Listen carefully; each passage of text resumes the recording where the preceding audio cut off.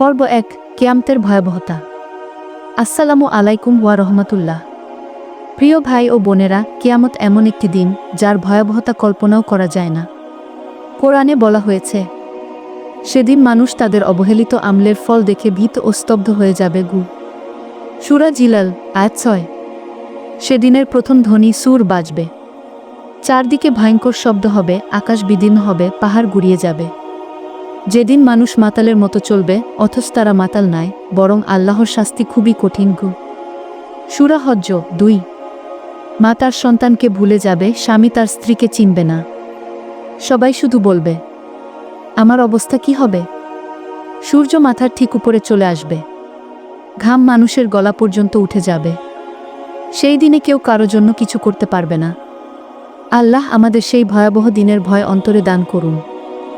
চ্যানেলে যদি নতুন হয়ে থাকেন তাহলে সাবস্ক্রাইব করে দিয়েন, আর ভিডিওটি ভালো লাগে তাহলে লাইক দিন, শেয়ার করুন এবং ইসলাম প্রচারে অংশ নিন। আল্লাহ সবাইকে হেফাজতে দান করুন, আমিন।